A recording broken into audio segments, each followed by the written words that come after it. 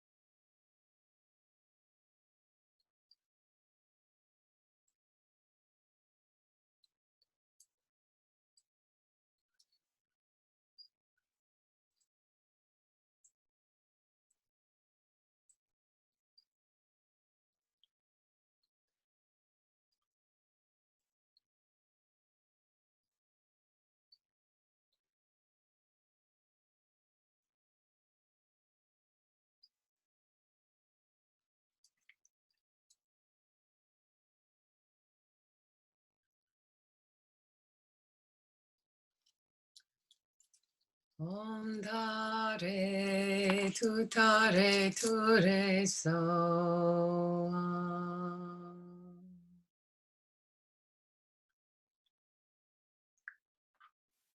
So imagine Tara is extremely pleased with our practice.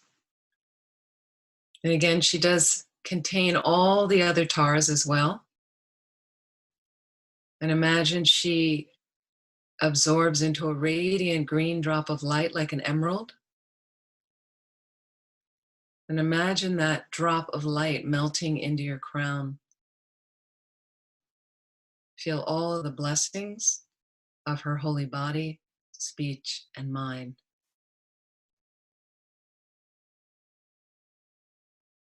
And feel that you've definitely decreased some of the obstacles. She's definitely out there working for us. And we'll just read these 2 verses, dedication. May I quickly become Guru Arya Tara Padma Droma and lead each and every sentient being into her enlightened state because of these merits. May the supreme jewel bodhicitta that has not arisen arise and grow. May that which has arisen not diminish, but increase more and more.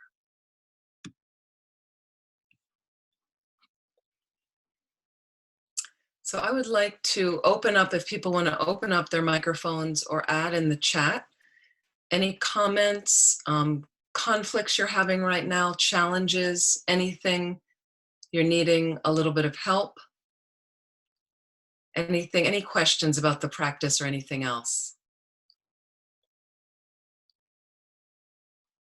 Thank you, Eddie. I'm glad that is helpful for you. Anybody need, do you want, you can also put your hand up like that. Yes, please. Do you want to unmute Dana? Great. Yeah, so I don't know, I missed the last session, so I don't know if you went over this before, but in talking about prostrating, and also when we did there was one portion where we took refuge, right, in Tara. So is there, I guess, is there conflict with doing that as opposed to Shakyamuni Buddha or any of that? I like. Yeah, no, there's no conflict. It's really, the neat thing is there's a lot of different manifestations of the omniscient mind, the Buddha mind. So for some people, if you're studying and you just feel like you're having difficulty with emptiness or understanding a certain text, I might call on Manjushri, the Buddha of infinite wisdom, because he's all about wisdom. And I kind of want to have a conversation with him and do some practice and say his mantra, which can help us develop some wisdom. If I find my heart's a bit closed to compassion and I need to soften up a bit, then I might go to Chenrezig, the Buddha of infinite compassion, and do some practice like that. Shakyamuni Buddha is good for kind of overall comprehensive things if you feel connected in that way. So some of us do several different practices a day with different manifestations of the Buddha, different deities, depending, and they all have a different purpose. So I think it's great that, we can kind of choose. Some of us, some people feel more aligned, like there's a lot of women that like Tara because it's a female manifestation. There's a lot of people that, resonate with certain aspects. So Okay. it's Yeah. nice, whatever you're feeling. Like initially, it's really great to do what you like most when you're starting, if you're newer. Okay. And so I mean, I guess Tara is considered one of the many Buddhas. Is that correct Yes. in saying? Yeah, Okay. she's another manifestation, absolutely, of the enlightened consciousness. The story, the legend was, and we also have Briege on, and we have some other students senior to me. Briege Walbridge has been at it much longer than I've been at it. She can add, I think she's still on. Yeah, Briege is still on. So feel Briege, if you want to jump in. But basically, the story, the Buddha of infinite compassion met Avalokiteshvara Chenrezig. He became overwhelmed at one point with the suffering. He cried, and Tara sprang out of one of his tears. So this is a really, energetic manifestation. And sometimes we need energy to get going. There's some people I know that told me they're feeling really lazy and they're laying around, and they're Buddhist practitioners. And I said, well, why don't you do some Tara practice? And they found it really kind of helped wake them up like that. So, sometimes I'll admit, if I'm driving around a city looking for a parking space, I will ask Tara for a little bit of help. Now, I prefer to not ask her for mundane things like that, but I'd rather call on that than be cursing as you drive around the street at all the spaces you miss. That's what people do. So what we're trying to do is leave imprints in our mind of something more virtuous. So I think they help us do that. Thank you so much. Sure. And from Eddie, a simple Manjushri practice, there's also FPMT has in their shop, they have all these simple practices you can do. I'm sure there's one from Manjushri, a very simple one with his mantra Oma Rapatsana D. So if anybody has a link for that, you could put that up there. But that FPMT has these practice booklets. I'm sure there's a simple one for Manjushri. I don't have it directly, but I know there's something like that that's very simple to do as well. You visualize the same, you say his mantra, and the light comes down like that. Lama Tsongkhapa practice, the Guru Yoga, Lama Tsongkhapa Guru Yoga, that's also a helpful one for wisdom, because there's different visualizations of the wisdom's coming into you, and that also helps with wisdom. So I would recommend that as well. I just don't have time to go to all the links right now to put those up, but maybe Kai, if you see those links in the shop, you could put those up for people or anybody else that's on. And from Nick Colivas, a tape of doing the longer recitation. The Tara praises, do you mean? Because I know that is all over the internet, the Tara praises. I'm sure you can find that somewhere. Is that what you meant, Nick? No, the meditation that you led. The short Tara one I just led? The one before that with the heavy, making something heavy, and yeah. Sorry, this is recorded. This is recorded. So okay. I'll try to get it. Vajrapani may put it up on a site, but Anna Paula helps me and is a wonderful friend, and she's been helping me with the website. I have a YouTube channel, and there's a whole bunch of stuff on that channel of some things that's connected. I'll just put my website if it's helpful. It also tells you what I'm doing next, my schedule. But that way we'll grab this, and maybe she can put it up on the YouTube channel, or maybe there's also a watch tab. Okay. We have sometimes it's the same, and that way I don't have it recorded otherwise. And the other thing on the website, just to mention, thank you, Kai, for putting that down. There's the Manjushri practice. And on the website, if you're interested, we've postponed the Laudo pilgrimage I was to lead in May to Nepal, to do trekking in Nepal and to go to Laudo and do retreat. And it's an incredible pilgrimage, and we're going to do it hopefully next spring, 2021. If you're interested, all the details, the same itinerary, just the dates will be changed, but it's the same itinerary if you want to have a look at that. And that's also on the website like that. Other questions, comments? Yes, Samantha. Thanks. Thank you so much. I've been really enjoying these classes, so I appreciate that. I've been doing Tara mantras for a while, but because I hadn't heard anyone else say her mantra, my little sing-song tune is a little bit different than yours. And I know that, mantras have seed syllables. So is it important that I kind of follow your rhythm and your tone, or does that matter as long as I'm saying? That's just one tune I've learned years ago. I don't know where I got it from, but it's one that we just hear at different retreats and things. So no, I think if you have a way of chanting it that works. What does happen sometimes is if you're with a group at a group retreat, and then they may start chanting a more common thing, but like that. So the only thing is when you have a longer mantra, it is important to get all the syllables in, like the Vajrasattva mantra, and occasionally different teachers have different rhythms we recite it in. So that can be a little challenging when you're, then with a group reciting it and you're putting emphasis on different syllables. So I think we do the best we can. Yeah, that makes sense. Thank you so much. Sure. Somebody else had their hand up, I thought. I'm not sure. Let's see if I can see. Okay, great. Is there anything else anybody would like to mention or comment? Because this is supposed to be an hour. I didn't want to keep people too long. I hope it's been helpful. But is there anything else that people, and it's, I just want to say it's a wonderful way to connect. And I see people here from a number of different centers around the country, and it's wonderful to have all these people that many of them that I've connected with over the years. So it's really heartwarming for me to be here with all of you. Some people from Melissa on the end of Long Island, and Don is in Florida, and Nick Colivis I met years ago in San Francisco, and all the rest of you, too many to mention. Briege, like I said, she's gone back longer than me in the Dharma, and an old friend from the Santa Cruz area that I just saw recently. I was out there. It's always lovely to see you, Briege. So, and she helps at Land of Medicine Buddha with all the senior programs there that are so great. So it's fantastic to have all of you along for this ride. Anything else that's helpful for people that, yes? Quick question. Dana?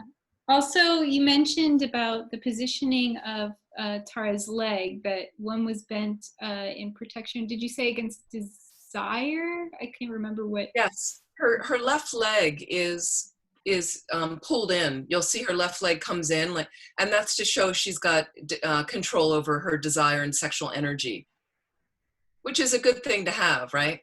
Because when we don't, sometimes life can be a mess, right?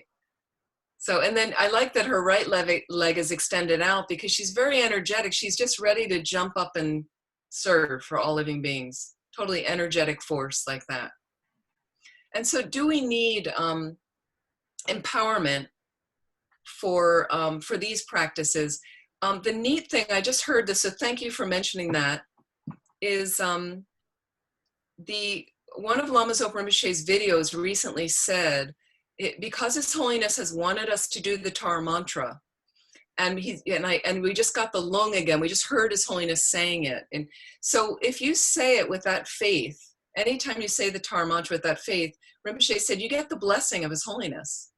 What could be better than that, right? So you don't actually need empowerment as long as you're visualizing Tara over your crown, that she's not at your heart, you are not arising as Tara. And as long as you keep her over your crown until you want to dissolve that drop into you, you don't need initiation or empowerment for that. The practice is stronger when you have received empowerment, or if you've received a lung or oral transmission of the mantra, can be nice like that. But in a sense, we've kind of heard it. When you receive a lung or oral transmission, you need to listen intently. Sometimes the teacher will ask you to repeat back what you're hearing like that. And so we've heard there's always been a folk rendition of the mantra. That's very nice. Great. So I want to thank everyone. And just in closing also, I'd like to dedicate again and really to all the people suffering, all of us coming together, all of our merit that we've created right now, this little pocket and ripples of peace and health and connection that go out in a healthy way, all of our love. I think it really melts all the problems in the world.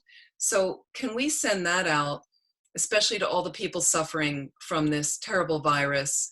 And right now, I'd really like to direct some prayers to Jean Lennox.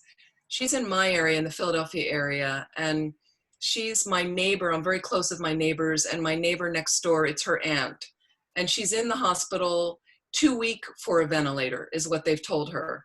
And this is a woman, I'm guessing, who is around 60 years old, in her 60s probably, and very, very sick with the virus right now. And I'm sure many of you know other people like that. So Jean Lennox in the Philadelphia area, if we could send some help to her. And Marie Spina is a woman who died in Queens, New York recently, was a friend of mine that was married to one of the main people that runs Tibet Center for Chongla Rakta Rinpoche. So Marie passed away, and if we can just hope she'll take a good rebirth and get enlightened quickly to benefit all. And there's so many other people. And also for the great health, the perfect health of our holy teachers, especially His Holiness the Dalai Lama, Lama Zopa Rinpoche, and for all of you to stay well, to stay healthy and safe, and also to all the people around the planet right now that are serving us and allowing us to stay healthy and safe. So I'd like to dedicate like that.